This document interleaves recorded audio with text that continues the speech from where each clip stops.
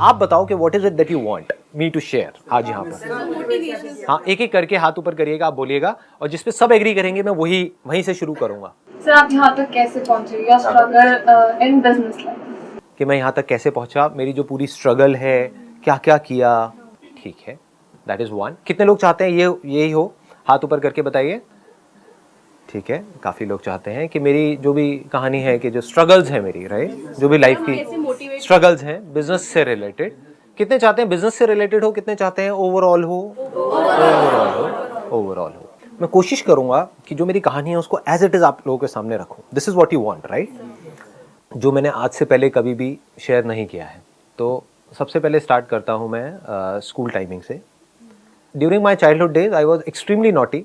बहुत ज़्यादा लड़ाई झगड़े, ये वो, मतलब इतनी शैतानियाँ जिसकी कोई हद नहीं है। लेकिन स्कूल में, क्योंकि क्या होता है, स्कूल में जैसी इमेज बन जाती है वैसी बन जाती है। तो जिस स्कूल में मैं था 10th तक, वहाँ पे मेरी इमेज ऐसी बन गई थी कि ये बंदा बहुत ही रिजर्व्ड है और बहुत ही थका हुआ है। मतलब आज जो आप देखते हो उससे बिल्कुल ही ऑपोजिट। कोई फ्रेंड्स नहीं, ना कोई लड़का ना लड़की। एक आध कोई फ्रेंड होता था, वो भी किसी दिन अगर जैसे होता नहीं छुट्टी मार लेता है, या अगर वो मेरे से बात करना बंद कर देता था, किसी और से बात करना शुरू कर देता था, तो I used to feel insecure. अब मेरा क्या होगा? एक ही दोस्त है ले दे करके, अगर वो भी होता नहीं ग्रुप बनने लग जाते हैं, जैसे ही हमारे बीच में कोई तीसरा आता था हम दो लड़के ही थे वैसे, और कुछ भी गलत नहीं था वहां पर हाँ, लेकिन दोस्ती थी। जैसा होता है ना कि एक इनसिक्योरिटी होती है, कि मैं उस पर डिपेंड था पूरी तरीके से, कि अगर लंच ब्रेक में जाना है तो उसके साथ में जाना है, उसके साथ में हंसी मजाक। हमारी एक ट्यूनिंग थी कि मेरे जोक वो समझता था, उसके जोक मैं समझता था, ऐसे करके। मतलब हमारे कुछ कोड वर्ड्स होते थे जो हम एक दूसरे के समझते थे। जैसे बताऊं या नहीं ये बातें?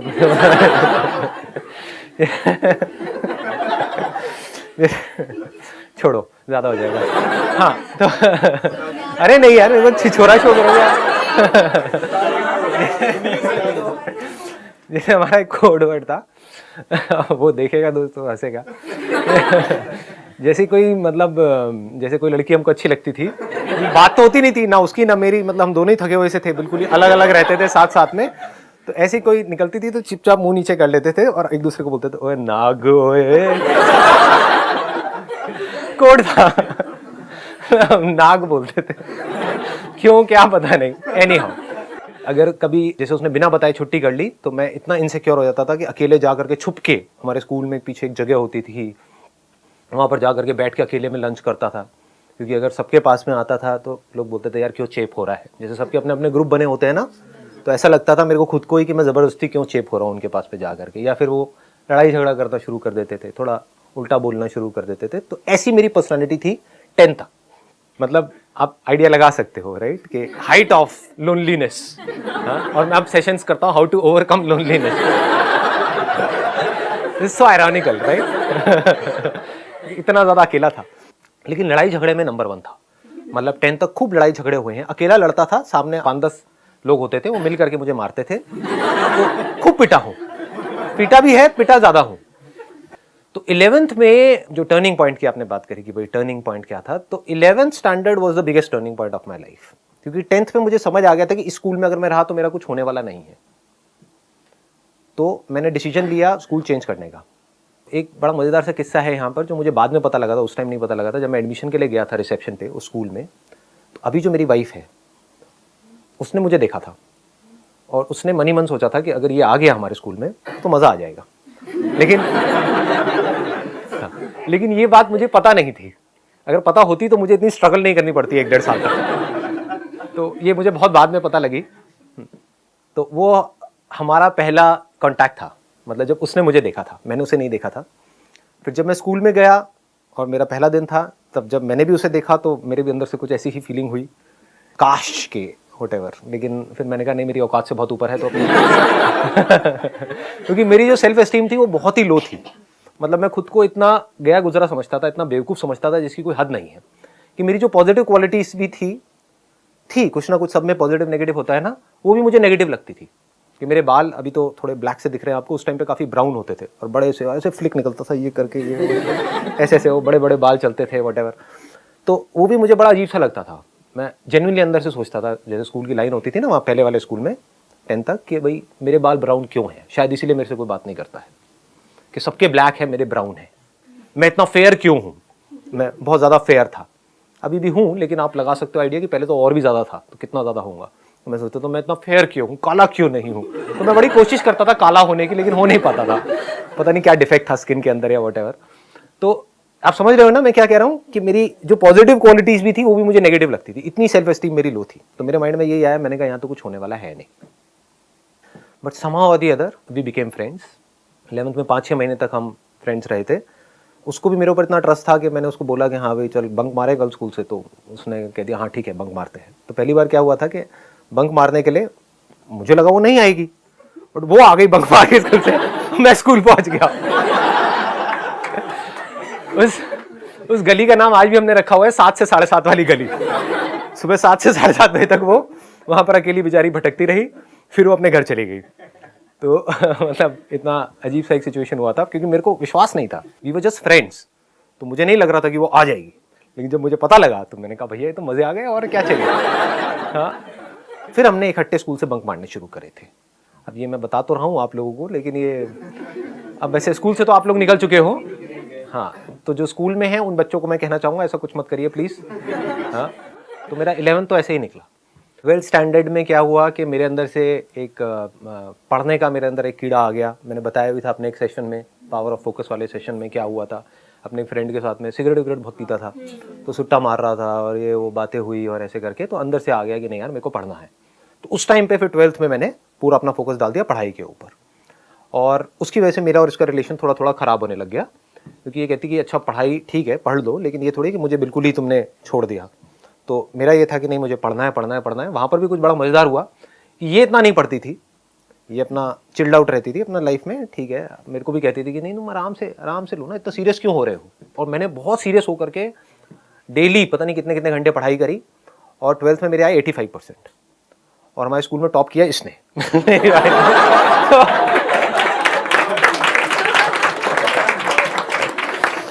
और तब भी मेरी बड़ी ईगो हर्ट हो गई थी। ये बड़ा अजीब सा कैरेक्टर था उस टाइम पे। मैंने कहा ये क्या हुआ है, तूने बताया भी नहीं कि तू इतना पढ़ रही है। और वो पढ़ाई में इतनी एक्स्ट्राऑर्डिनरी थी भी नहीं।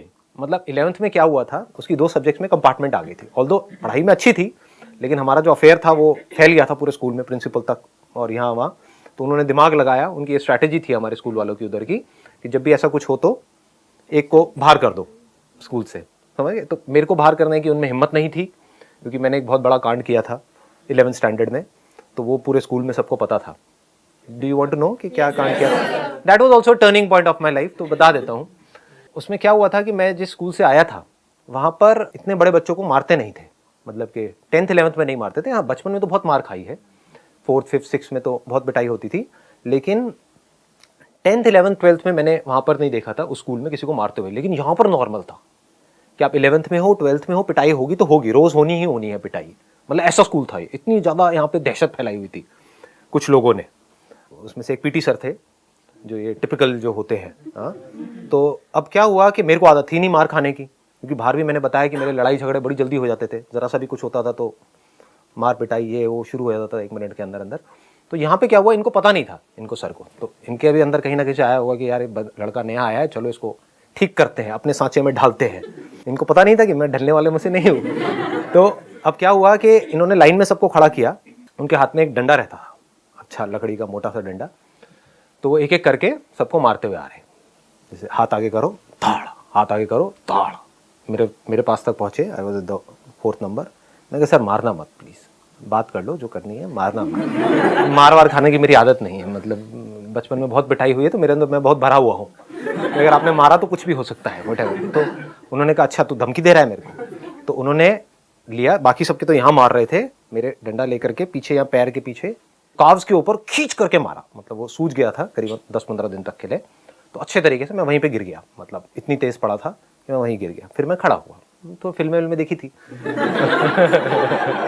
खड़ा हुआ, मैं कहा सर मारा क्यों आपने? मैंने कहा था ना मत मारना, मारा क्यों? तो उस बंदे को पता नहीं था कि ये बंदा मतलब इस हद तक चला जाएगा। तो उन्होंने कहा अच्छा तू धमकी दे रहा है मेरे को। उन्होंने खींच के थप्पड़ मारा मेरे यहाँ, मतलब अच्छे तरीके से घुमा के।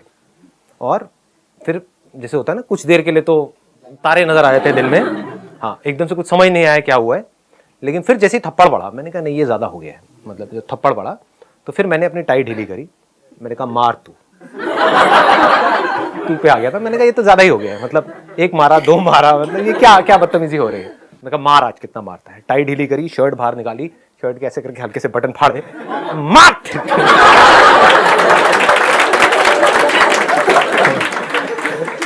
तो अभी मैं बहुत धीरे बोल रहा हूँ, बट आप इमेजिन कर सकते हैं मैंने कैसे बोला होगा स्कूल के ग्राउंड में। और भी जो स्टैंडर्ड के जैसे 12th के और थे लड़के लड़कियां, वो आ गए, एकदम से सारी भीड़ आ गई, मतलब सब लोग देख रहे हैं कि क्या हो रहा है। और बहुत तेज मैं बोल रहा था, मतलब बहुत ज़्यादा एक लाउड वॉइस में, मार तो कितना मारेगा। और फिर मैंने देखा, मैं भी यहाँ से कांप रहा था, क्योंकि हालत तो पिटाई के बाद में अपने आप ही बॉडी कांपने लग जाती है, ऊपर से गुस्से से बॉडी कांपने लग जाती है। सामने मैंने देखा तो सर भी कांपने लग गए। तो मेरा कॉन्फिडेंस और बढ़ गया, मार ना तो सोच क्या रहा है, देखता हूं आज कितना मार, निकाल अपनी पूरी भड़ास, ऐसे करके मतलब पूरा तगड़ा सीन क्रिएट हो गया। इतने में जो उसके जो सीनियर सर थे, पीटी सर 2 थे, वो आए मेरे पास में, कहते अरे संदीप रिलैक्स रिलैक्स रिलैक्स, पानी पियो। मैं कहा क्या पानी। और छोड़ा हो गया। लेकिन जब मैंने उनके साथ ऐसा किया तब मुझे अंदर से लगा बेटा तू तो गया, ये अब थोड़ा ज्यादा हो रहा है। मैं कहा सर देखो ना क्या क्या, थोड़ा सा संभाल लिया था क्योंकि अंदर से तो मेरी हालत टाइट हो गई थी। मैंने कहा बेटे ये बहुत बड़ा रायता फैला दिया तूने, अब तू गया। लेकिन हैविंग सेड दैट, कहीं ना कहीं ये कॉन्फिडेंस भी था कि नहीं यार जो उसने किया, बंदे ने मारा तो है ही, और मारना अलाउड नहीं है, ये उस टाइम पे वैसे कॉमन था, लेकिन फिर भी अंदर से था। तो सामने वाला बंदा भी डर गया। फिर थोड़ी देर में वो सर आए, उन्होंने मेरे को रिलैक्स किया, इधर से दोस्तों ने रिलैक्स किया, ये किया वो किया। फिर थोड़ी देर में वो सर आए जिनके साथ में ये सब कांड हुआ था, उन्होंने भी आके बोला सॉरी संदीप ये वो व्हाटएवर, ऐसी अपनी उनकी आवाज़ थी बड़ी फनी सी। सॉरी आज के बाद ऐसा कुछ नहीं। सर कोई नहीं सर, क्या हो गया सर, हो जाता है, आई अंडरस्टैंड, कोई बात नहीं सर। सर संदीप देख लो कुछ है तो नहीं ना तुम्हारे मन में, तो नहीं। मैं मेरे मन में क्या होगा सर, कोई नहीं, मेरा तो जो होना था सो हो गया। उसके बाद में जैसे से ऊपर गया पूरे स्कूल में बात फैल गई थी। तो I became an overnight, what do you call it, as a hero और a super hero of that particular school. जहां भी जाता था और देखो वही है। और बात क्या हो गई, मैंने मारा नहीं था सर को, लेकिन सब कह रहे थे इसने सर को मारा है, सर को मारा है। बात फैल गई, जबकि मैंने मारा नहीं था, मेरी तो खुद की हालत टाइट थी। मैंने कहा यार ये क्या हो गया, एनी हाउ। तो लेकिन बात ऐसे फैल गई कि ये वही लड़का है जिसने सर को मारा, इससे थोड़ा बच के रहना, व्हाटएवर, ऐसे करके। तो वैसा एक माहौल बन गया था। तो I think, I may be wrong, but I think इस वजह से मुझे 11th में पास कर दिया, क्योंकि लोगों को लगा कि ये तो भैया पागल है, ये पता नहीं क्या करेगा, कहीं स्कूल के बाहर जाकर के सर को मैडम को ना पकड़ ले, व्हाटएवर। कहीं ना कहीं डरते तो वो भी है, राइट, उनके अंदर भी डर होता है। तो उन्होंने मुझे पास कर दिया, लेकिन मेरी उसको फेल कर दिया, मतलब उसकी 2 में कंपार्टमेंट आ गई। इसके बाद सीधा ही क्या हुआ कि 12th में टॉप किया किसने, अगेन मेरी वाइफ ने, और उसका नाम 10 साल तक वहाँ पे स्कूल के वहाँ पे लिखा रहा। तो एक तरह से देखा जाए तो स्कूल के ऊपर भी एक बहुत बड़ा एक क्वेश्चन मार्क है कि 11th में जिसकी कंपार्टमेंट आई थी वो she was the topper of that particular school in that particular year. तो ये थी 12th तक की कहानी। अब 12th में क्या हुआ कि 9th-10th में ही मेरे घर की हालत ख़राब होनी शुरू हो गई थी फाइनेंशियल लेवल पे, और 11th-12th में तो बहुत ही ज़्यादा ख़राब थी। तो 12th में कहीं ना कहीं मेरे ऊपर एक प्रेशर भी था कि मेरे को जल्दी से जल्दी कुछ करना है, as far as making money is concerned. पैसा भी कमाना है और जल्दी से अपने आप को कुछ करना है, मतलब ये नहीं पता था क्या करना है क्या नहीं। तो 12th में जो मैंने पहला काम किया वो था कि 12th से निकलते ही मैंने एक हेल्पलाइन खोली थी। अब ये आप लोगों को पता नहीं होगा किसी को भी, क्योंकि मैंने इस सब के बारे में बात नहीं करी, और मैं कोशिश करूँगा वही पॉइंट्स यहाँ पर टच करने की जो किसी को पता नहीं है अभी, जो मैंने किया नहीं। तो मैंने पैम्फलेट छपवाए 2500 रुपये के, उसमें था what to do after 10+2 question mark. और वो एक हेल्पलाइन थी कि अगर आपने अभी 12th पास करी है और आप जानना चाहते हैं आगे क्या करियर चूज़ करना है, तो आप यहाँ पे फ़ोन कर सकते हैं। मैंने अपने घर का लैंडलाइन नंबर दिया था, और आप पूछ सकते हैं सर से कि संदीप सर से कि हमें क्या करना चाहिए। और वो संदीप सर कौन है, वो खुद 12th पास है। तो मैंने क्या किया था, इस तरह की जो और हेल्पलाइंस थी या जो और करियर काउंसलर्स थे वहां पर गया, क्योंकि जुगाड़ू तो मैं शुरू से ही रहा हूँ। तो वहां पर गया, उनसे जा करके सारी इंफॉर्मेशन ले ली, वो लिख लिया, सारा बना लिया, अच्छे से रट लिया। तो कोई भी फोन आता था तो बड़े कॉन्फिडेंस से बात करता था।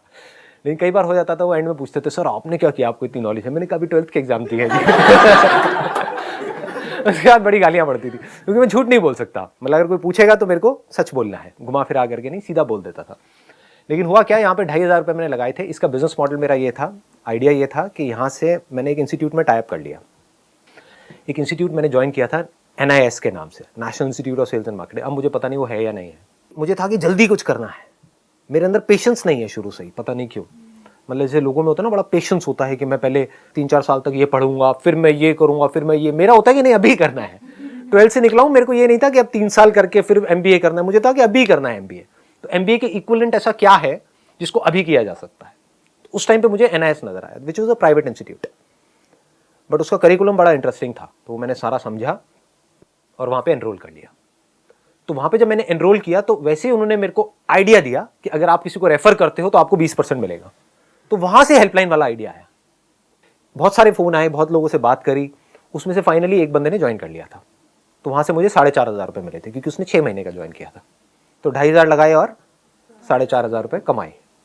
किसने? 18 साल के लड़के ने, जिसने अभी 12th के एग्जाम्स दिए थे। तो ये था मेरा पहला एक्सपीरियंस। अब इसको क्या होता है, हम लाइफ में क्या करते हैं, हमेशा इमीडिएटली देखते हैं चीज़ों को कि इसका मुझे क्या फ़ायदा है, क्या नुकसान है। तो आप क्या कहोगे, अच्छा इसमें इसका मतलब 2,500 लगाए और 4,500 रुपये आए, मतलब 2,000 रुपये कमाए। 2,000 नहीं कमाए, यहाँ से मैंने एक एक्सपीरियंस कमाया। उस एक्सपीरियंस की क्या वैल्यू है? दैट इज सो प्रेशियस, जिसकी कोई लिमिट ही नहीं है। बात करना आ गया ना लोगों से, कॉन्फिडेंस बढ़ गया ना। सोचो मेरा कॉन्फिडेंस कितना बढ़ गया होगा उस टाइम पे कि 12th में हूँ और 12th वालों को ही बता रहा हूँ। मतलब एक अलग ही किक आती है ऐसी हरकतें करने में। समझ रहे हो ना? हाँ, तो ऐसी ये चीज़ हुई थी। ये पहला था एक्सपीरियंस। उसके बाद में मैंने NIS ज्वाइन किया, which was again a great experience, क्योंकि वहाँ पर क्या खास बात थी, वहाँ पर सब कुछ प्रैक्टिकल था। मेरा शुरू से इंटरेस्ट इस चीज़ में रहा है कि I was never interested in a degree और अ डिप्लोमा और वट एवर इट इज़। मेरा शुरू से ये था कि कहीं से कुछ प्रैक्टिकल मुझे सीखने को मिले। शुरू से एक सीखने वाला एटीट्यूड रहा है। तो जब मैंने उनका पूरा करिकुलम समझा तो वहाँ पे बहुत सारे role plays, group discussions, presentations, शायद ये सब जो मैं अभी कर रहा हूँ उसमें उसका भी बहुत बड़ा हाथ है, क्योंकि वहाँ पे क्लास के सामने डर डर करके बहुत सारी प्रेजेंटेशंस दी है, रोल प्लेज हुए, ग्रुप डिस्कशंस हुए हैं। तो कहीं ना कहीं वहाँ से भी एक कॉन्फिडेंस आया है। तो वो जो मैंने किया 1 साल तक, वो मेरे को अगेन बहुत हेल्प किया। उसको भी मैंने शायद बीच में छोड़ दिया था, हाँ शायद नहीं, पक्का बीच में छोड़ दिया था। मतलब मेरा पता नहीं, शुरू से ये रहा है कि मैं कोई भी चीज़ करता हूँ तो उसको पूरा कंप्लीट नहीं करता हूँ। 1 साल का था, बाकी सबने पूरा किया, 1 महीना पहले मैंने उसको छोड़ दिया। क्यों छोड़ दिया? मैंने कहा नहीं, मज़ा नहीं आ रहा। जबकि बाकी सबका एटीट्यूड क्या था, क्योंकि वो सब कर रहे थे डिप्लोमा के लिए कि चलिए यार कंप्लीट करते हैं, कभी फ्यूचर में जॉब करनी पड़ी तो काम आएगा। मेरा ऐसा माइंडसेट था ही नहीं। मैंने कहा मेरे को सीखना था, जो सीख लिया, अब आगे आने वाले 1 महीने में कुछ नहीं है, तो 11 महीने में छोड़ दिया। ऐसे ही I was in Kirorimal college, क्योंकि वहाँ पर बहुत ज़्यादा अटेंडेंस का पंगा नहीं था। 2 साल किया अच्छे से, मार्क्स भी ठीक ठाक आए थे। पहले साल में it was around I think 65% something, second year में इट वॉज अगेन अराउंड 60-62%। वही जैसे एग्जाम आ रहे होते तो उसके 1 महीने पहले वो सारी उठा ली, वो कुंजी होती है, क्या क्या बोलते हैं, हाँ 10 ईयर्स। तो 10 ईयर्स उठा लिए, वो सब किया और जाके लिख के आ गए, अच्छे खासे मार्क्स आ गए। लेकिन 3rd ईयर में उसको भी छोड़ दिया।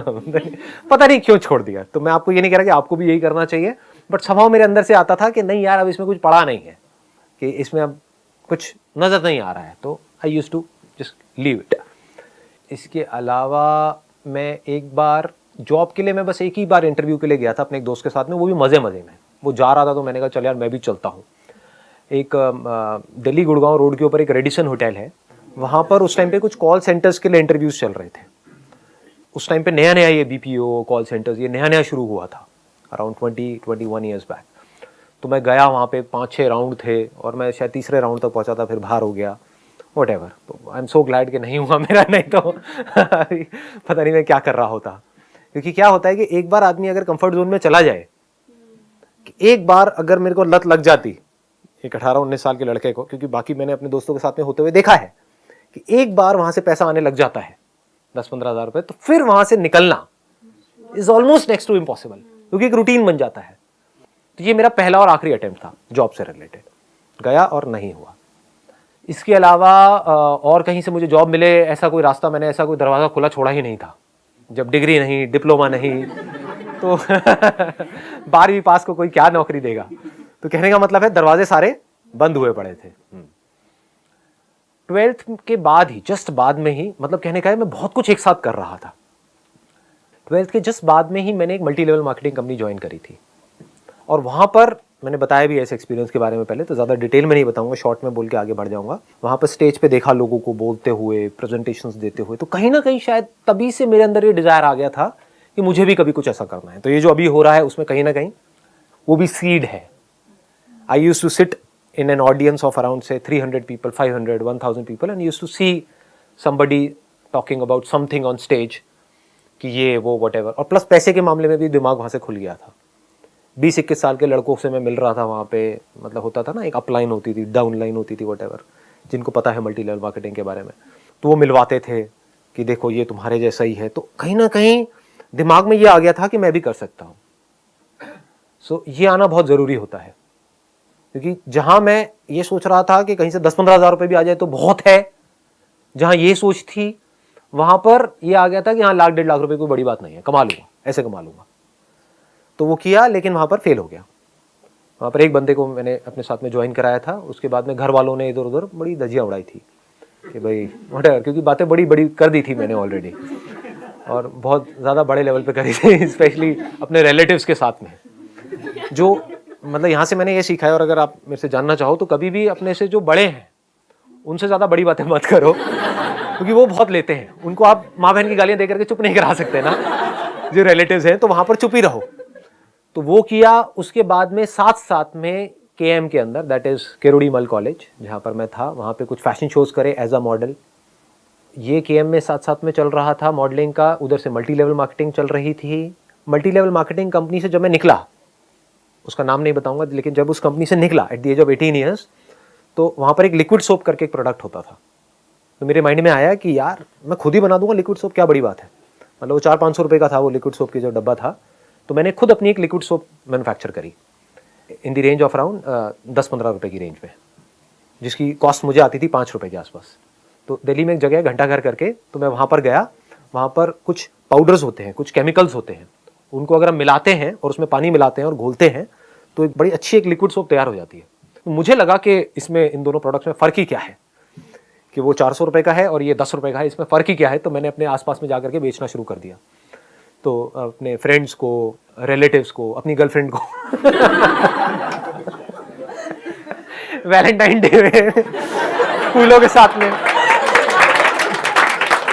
लिक्विड सोप बहुत काम आएगी आपकी, फर्श साफ करना इससे अपने घर का आप। तो कहने का मतलब that was a multipurpose liquid soap. ये मैंने इन्वेंट करी थी, ये जो लिक्विड सोप है उसके कुछ टेस्ट कराए देखने के लिए कि जो मैंने बनाई है लिक्विड सोप और वो जो 400 रुपये वाली उसमें क्या फ़र्क है, कुछ सर्टिफिकेशंस आएंगे वो। तो कहने का मतलब बड़ा डीपली इसके अंदर गया, बहुत कुछ किया, बहुत लोगों से मिला करा, लेकिन ये भी फेल हो गया, चला नहीं। इसमें भी मजाक खूब उड़ा, फ्रेंड्स में, रिलेटिव्स में, आ गया लिक्विड सोप वाला, आ गया लिक्विड सोप वाला आ गया तो लेकिन सीखने को बहुत कुछ मिला। मैंने कोई भी बड़े पंगे नहीं लिए लाइफ में। अगर आप ध्यान से मेरी लाइफ को ऑब्जर्व करोगे, बड़े पंगे इन द सेंस कि कोई भी ऐसा पंगा जहां पर के बहुत ज्यादा पैसा इन्वेस्ट कर दिया हो या एकदम से सड़क पे आ जाओ। धीरे धीरे छोटे छोटे पंगे। जो multi level marketing company join करी, वहां पे 4-5 हज़ार रुपये लगे थे, तो that was not a big risk. 2,500 रुपये में पैम्फलेट निकाले थे, व्हाट टू डू आफ्टर 10+2, तो वो भी कोई ज़्यादा मेजर नहीं था। लिक्विड सोप बनाई घंटा घर में जाकर के, इसमें भी कोई खास खर्चा नहीं, 500-700 रुपये लगे थे, प्लस बस में आना जाना 10-10 रुपये की टिकट, तो आप अगर लगाओ तो 1,000-1,500 रुपये उसमें लगे थे। तो कहने का मतलब छोटे छोटे पंगे लेता चला गया।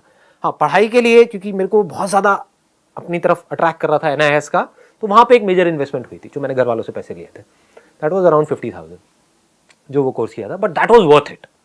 मतलब वहाँ से जो सीखा प्रैक्टिकली, दैट इज़ अमेजिंग, जो मुझे आज पता है कि वो क्या है, उसकी जो वैल्यू है। एनीहाउ, फिर मैंने अपने एक दोस्त का पोर्टफोलियो देखा जो KM में मेरे साथ में था, वो भी एज अ मॉडल, उसने अपना कहीं से फोलियो बनवाया था। तो that was something very interesting. तो that's how I got into photography. और फिर फोटोग्राफी में मैंने शुरू में बहुत फ्री के शूट्स करे, अपने दोस्तों के, फ्रेंड्स के, इनके उनके, पकड़ के आजा भैया, तू भी आजा, तू भी आजा, तू भी आजा, तू भी आजा, बच्चा बड़ा बूढ़ा किसी को नहीं छोड़ा। मतलब जो भी मिल जाता था कि भाई मैं तैयार हूँ कराने के लिए, तो आज आप तू बस, और छोड़ता नहीं था उसको। मतलब ये नहीं कि अगर मैं फ्री में कर रहा हूँ तो बस उसका किया फटाफट से और छोड़ दिया, नहीं। मतलब अगर वो सुबह आया है मेरे पास में, जब तक वो रो नहीं पड़ेगा, मतलब जब तक शाम नहीं हो जाएगी, शाम भी क्या, रात नहीं हो जाएगी, शाम इज अ रॉन्ग वर्ड, रात नहीं हो जाएगी, क्योंकि शाम तक भी क्या होता था, हल्की हल्की लाइट आ रही होती थी। जैसे हमारे घर के पास में एक छोटा सा एक पार्क था, वहां पर एक फाउंटेन सा बना हुआ था जो चलता नहीं था, पूरा गंदा सा था। वो मेरी बड़ी अच्छी जगह थी क्योंकि वहां पे एक लाइट लगी हुई थी, तो वहां पे अंदर फाउंटेन में ले जाकर के बंदे को बिठा देता था, लाइट के पीछे से उसकी हल्की सी शक्ल, भयानक फोटोग्राफ्स, मतलब वो दिख रही होती थी, लेकिन तब तक भी थोड़ी थोड़ी फोटो आ रही होती थी, तो छोड़ता नहीं था उसको मैं। मतलब सुबह बुलाता था और शाम तक लगा रहता था। कहने का मतलब था I was too passionate about what I was doing photography, and I was making close to around 25,000-30,000 rupees in a month. मतलब नेट आप कह सकते हो 20-25 हज़ार रुपये यहाँ से फोटोग्राफी से कमा रहा था, इतना काम चल गया था। फिर उसके बाद में एक और मल्टी लेवल मार्केटिंग कंपनी आई, वो मेरा एक फ्रेंड आया, उसके साथ में मैं गया, कहीं ना कहीं कीड़ा तो था ही। वो थोड़ा और बड़े लेवल की थी, वो बंद हो गई थी, उसका नाम मैं ले सकता हूँ, जापान लाइफ नाम से थी। तो वो उस टाइम पे बहुत चलती थी, मतलब वहाँ पे ज्वाइनिंग जो थी दैट वाज अराउंड 70,000 रुपीज़ की ज्वाइनिंग, और वहाँ पे गेम भी बहुत बड़ा था, मतलब इट वाज लाइक बहुत बड़े लेवल पे थी वो जो कंपनी थी।